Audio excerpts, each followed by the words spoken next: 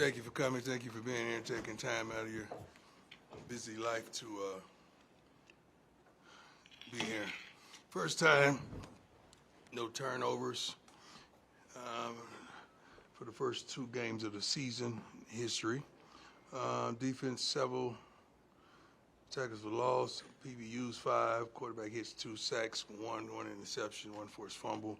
Mata moved into the top 20 in scoring in CU history, and 8th amongst kickers. Believed to be the first time the third quarterback into a game has thrown 2 touchdown passes in a game in CU history. Mate 2, and you guys know who that is. 15th game in CU history with 50 yards plus average on 5+ punts. He did an outstanding job. I just gave game balls to Staub, all our specialists, all our different specialists. They did a fantastic job, and I'm pleased and I'm proud of them tremendously. Well-coached team that we played. Didn't make a lot of mistakes. We forced some things. They stuck right in it. They fought to the very darn end. They made it tough for us early on. We should have taken advantage of some things that we got to do better, including last week. We got to do better on taking advantage of some situations where we provoked turnovers. But overall, I'm happy with penalties. I think we only had 1 or 2 penalties. One we took because we wanted to see if they jump offside on 3rd down. So because we was a automatic punt situation, long 3rd down. But I think we had 4 for 40. So how do we get that? What was the other one? I got nicknames for everybody. Jesus of Nazareth had a penalty. And what else was the other penalties? I'm sorry. They were late in the game. 4 for 40? Yeah. Oh. Now, I'm not happy about that again. But overall, we did a good job. Penalties. I think we were one of the most penalized teams in the Big 12 a year ago, and we made a conscious effort to be much more disciplined, and that's what we're trying to do. Ran the ball well. The talk of the town right now is Staubby, and I love him. I appreciate him. And in his post-game interview, he said he had this dream, and I said, Staub Luther King, that's what we call him now.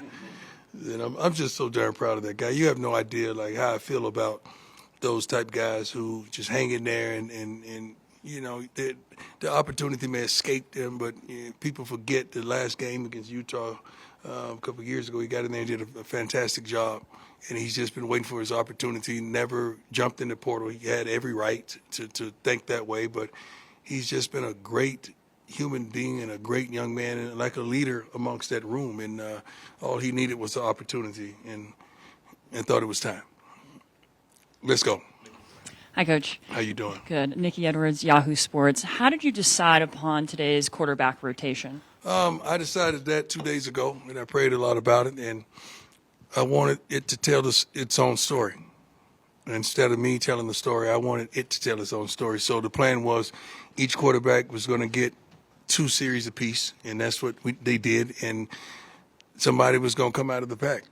And then once Staub, I think Staub got 4 because he was consistent. Then I wanted to give the other guys another opportunity. So that's what we did. We went back to the start, and that's how it kind of played out.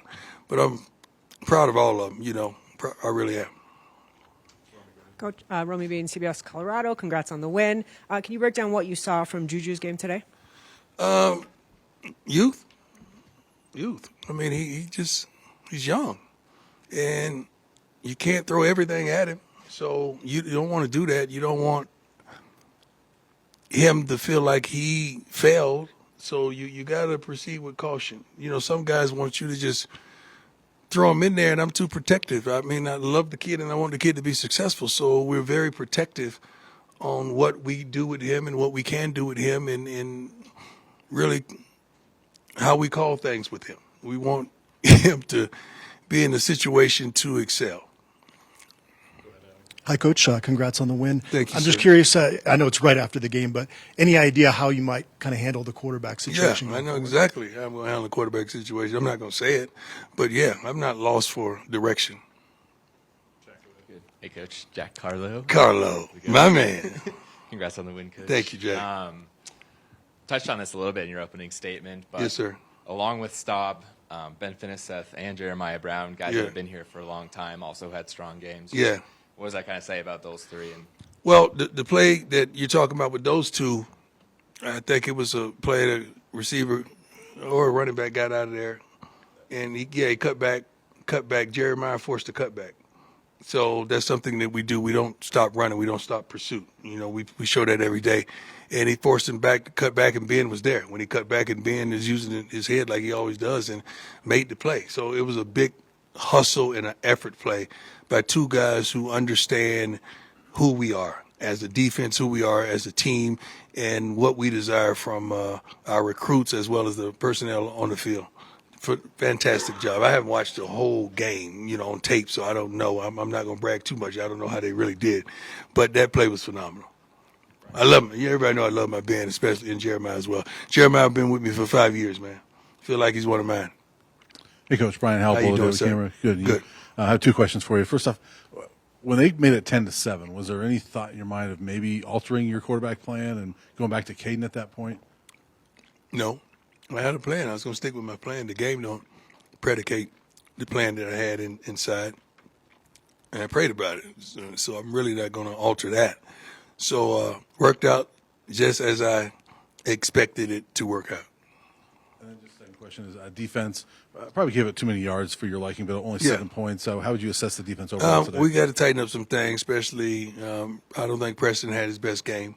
And he's one of our dogs. He's one of our guys that we count on to play to another level. But he tightened up the ship in the second half. Also, DJ, one of our dogs, he can't give up that pass down there in the red zone because he's one of our dogs as well. But other than that, we made some plays. We just got to be a little tighter defensively and understand our assignments and alignment intact at all times. Yes, sir. Coach, John Treach, 9 News. Beyond his efficiency, did you get a sense that the team was energized behind Staub's play? Well, everybody's energized when they see success. And Staub jumping in there, and his first opportunity is the 2-minute drill is phenomenal because, see, thank you, Lord, for shutting me up right there. Give it to me, Lord. I'm at practice. You guys don't get to see practice. So I get to see the whole practice. So my decisions are not just based on what I see in a game. My decisions are based on a lot about what I see in practice and what I know to be true and what should happen based on preparation and practice. And it happened. Hey, Coach, how you doing? How you doing, sir? I'm doing well. Congratulations on the win. Thank you. Scott Proctor, DMVR. Sincere kind of broke out today. The 4 catches, 120 yards. How cool is that to see him get an opportunity? Man, you have no idea. Sincere came in the back, in the equipment room and gave me the biggest hug, and he was so happy. He was so elated because you have no idea, guys. We ladies and gentlemen, I'm sorry. We have a tremendous receiving room. They just need opportunity.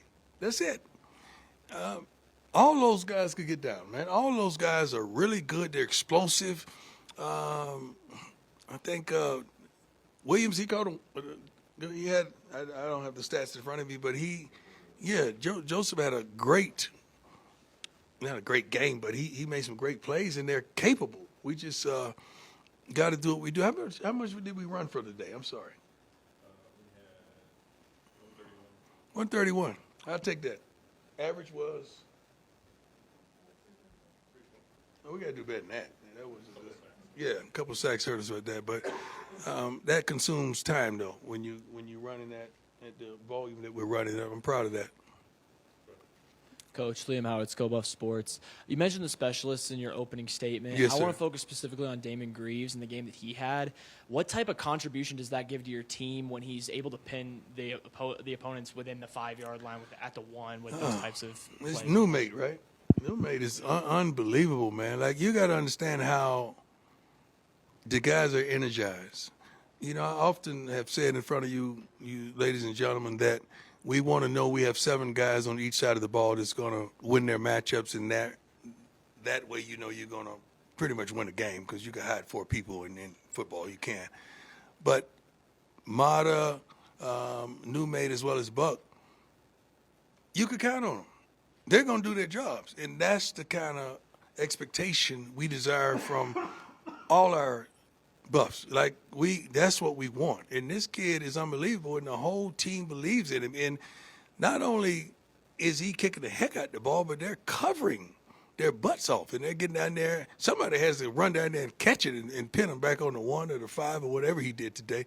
But he's phenomenal. But everybody believes. And they're not even loafing on the kickoffs, and they know Buck is kicking the ball out the third end zone. He's trying to hit one. I told him to try to hit somebody with a tuba, and he's getting close. Hey, Coach Leo Rivera with Scope of Sports. Your offensive line had a great rotation this game as well. Was that part of the game plan coming in, and what did you see from that unit today? Well, that's how it's been. That's the rotation that we like. We had a lead, so we were able to give a couple guys opportunities so we could see them with these young men as well.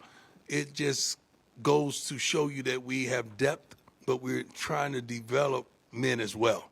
So that was tremendous to see Yo-Yo and some of the guys get an opportunity. We got a big package where he's in there as well. But I'm proud to see him, and he didn't even blow any of the snaps. You know, he did a good job. And Yo-Yo's one of my favorites, man. He's funny as I don't know what. He could be a darn stand-up comedian, a big stand-up comedian. Coach Jeff Drossel, 9 News. Yes, sir. Pre-game, you had a ceremony with Bill Collins and his family. What has he meant to this university? Unbelievable. And and you're going to retire his number later in the year. What Yeah. was this day like for him? His family? I didn't know. You got to understand, Kurt Franklin is like my dog. That's my homie. That's my man. So his wife, when I heard that was her father, and not only that, when he was in the hospital, we were on TV, and he said, turn the TV up. You know, he wanted to see us, I think it was last year, whatever. But understanding how close that was and them telling me what transpired, especially on that coin toss, that sent chills through me. So I wanted to play a role in making sure we make that happen for that family. And just seeing some of the former buffs as well out there on the grass, on the turf, it was tremendous, man. But that was a blessing, man, just to understand that that's family, because Kurt is like a brother to me. I can't wait to get upstairs and clown with him. Hey, Coach, Mark Kisla, Denver Gazette. Mm-hmm. You just saluted Staub for hanging with it when maybe he could have looked elsewhere. Mm-hmm. In this era of college football where you have the portal and you have NIL, does it change the way you manage and play quarterbacks, or do you just go straight on what you see at practice on the field? Well, I don't play on stars. I don't give a darn about a 4 or 5 or 6. You know, you're happy to attain those guys, but those guys ain't free. They cost, okay? And when you have a guy that works their butt off like a Charlie or Ben that was a walk-on that earned it, you reward them. Or Staub that worked his butt off and understand who we are, what we want from that position, he earned it. So you want to reward them with an opportunity. I think that strengthens your team. That strengthens who that you say that you are with the coaching staff, and other guys from around the country say, "Oh my God, they played the guy that was on the third string quarterback, and guess what? He balled out so much the whole student section was chanting his name." Stop it! Like I said, you got to be kidding me. Stop that chanting your darn name back there. So that's a blessing for me because I really take a liking to those young men. Like I'm the guy. I cried when I saw the movie Rudy. I did. Okay, that's just who I am. I got that kind of heart. And those type of guys who didn't really get opportunities or what they should, those have always been my guys when I played college football, when I played in the pros, and even in life now. So that means a lot to me, man, to see that kid stick around and get an opportunity when he could have easily dipped. Easily. And he had reason. And I would have helped him. I would have made calls for him because he's that kind of guy. Ryland Scholes from Ralph Report. Alex McPherson, big game today, blocked punt.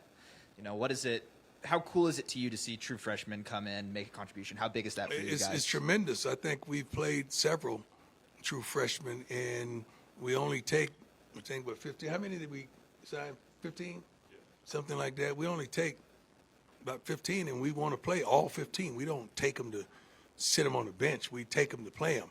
And statistically, if you take 30 guys, you're not playing 30, so you're going to redshirt probably half of them, and guess what they're going to do?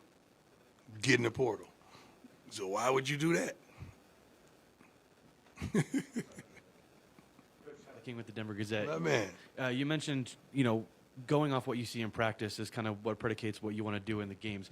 Just curious, having the confidence in Staub and the 2-minute drill specifically, how impressive has he been, not just, the last couple weeks, but throughout your time here in those kind of situations? Staub don't trip, man.